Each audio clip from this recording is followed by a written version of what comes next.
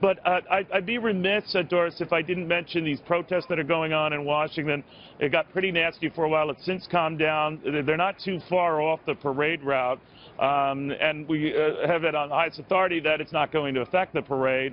Or, for example, you know, the Trump and the Trump family continuing from the Capitol to the White House. No one's rerouting this. No one's making any other change in plans. I've talked to some Secret Service folks, former Secret Service folks, who say they don't think it's a good idea that the couple get out of the car.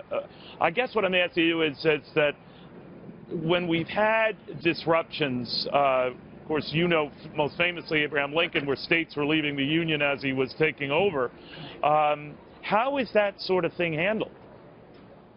Well, I think the important thing is I really hope he'll still be able to get out of the car, because I think that's an important moment when the people there are seeing the two of them walking down the street. And that's become a tradition, obviously, since Carter. The question about the protesters is that if there's something they're protesting for, is I think the Women's March will be tomorrow, which is protesting for things that matter to them, whether it's reproductive rights or economic equity or ending domestic violence or Planned Parenthood. Then you've got a goal. Like there were suffragettes who protested at Wilson's inaugural, and they finally got their goal reached. Women got the right to vote. There were anti-war protesters at Nixon's inauguration, and they were fighting for something. So random protests against a person, I think, mean less than having something that you're really fighting for, and you're galvanizing a movement to keep those goals going forward. So I hope there's a different tone, in a certain sense, in the march tomorrow than what we're seeing this afternoon. Yeah, you know, and again, we're knowing nothing is going to be disrupted with the parade today, outside the fact that it's running behind schedule. But that, I guess, isn't a shock either. But maybe satisfy my historical curiosity. Was Carter's 40 years ago today, I can't believe that, but 40 years ago today, was that the first where the president walked the entire route? I think it was. I mean, old Jefferson actually walked from the boarding house to the Capitol. So that was probably his protest in a way against the presidency becoming too much like a kingship. So he decided to walk. But then getting out and actually walking that distance, Carter did that. And then once somebody does it, it almost becomes a tradition, and everybody else feels they should follow it. And it is a good tradition if it can be met. I'm sure it's a complicated thing with Secret Service. But they don't walk the whole thing, right? They don't. Right, no, they don't walk the whole. They just can walk. They can walk a block. Right. No, it's just the idea that they're out there for a certain period, and then the cameras can catch it, and then that's what they did. All right. Now, we made much of the pomp and ceremony, and just seeing events like this when you enter the president-elect and you leave the most powerful person on the planet. You know, Donald Trump has had the most incredible journey here, and one that few saw coming when he announced 18 months ago. He likes, apparently, Andrew Jackson biographies. He relates to him in a great many ways, that very populist, irreverent, in-your-face elites. The only thing that I found perplexing is that Donald Trump's a billionaire. He is an elite.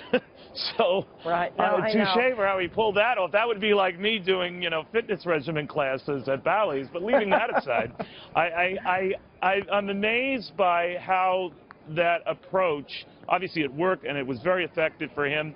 How will it be governing that way? Well, I mean, the interesting thing is I think the people who supported him felt he was on their side. And that's what you want from a leader in that group of people.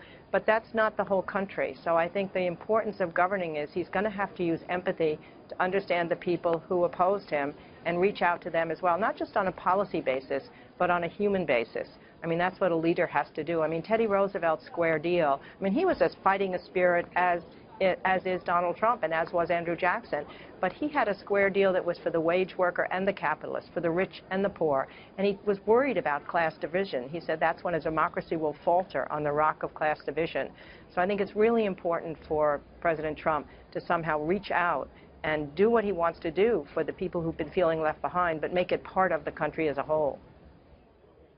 Doris, I know you've got to go. I do want to leave you with this thought, and a Republican shared this with me, saying that Donald Trump will have more problems potentially with Republicans, with the establishment within his own party, than he will with Democrats. And he was referring specifically to dealing with Mitch McConnell, who's not too keen on that infrastructure plan that the president is keen on, and a number of others who aren't too keen on a very huge tax cut given the nation's deficit and piling debt. What do you make of that? Well, I think it's critical for President Trump to focus on the economy. That's what won him the election. That's his major message. And he's really going to have to use his persuasion and his power on the infrastructure, I think, and on the tax cut. I mean, I think it's very interesting that Mitch McConnell's wife was put as the head of the Department of Transportation. I think that was brilliant, because a lot of the infrastructure would be there. And as soon as he did that, I thought, he's thinking about this future, because I'd heard Mitch McConnell say earlier that he wasn't such a big fan of this big infrastructure thing. Well, hopefully he'll be made a fan if President Trump has any power to use, and that's what he needs to do. Only you could cynically tie those events together. But you never Doris, thought of that. Thank you. No. I most certainly did. All right, Doris Kearns Goodwin, thank you very much. A real honor on this historic day. The nation's greatest historian in her own right. Thank you. Very good seeing you again.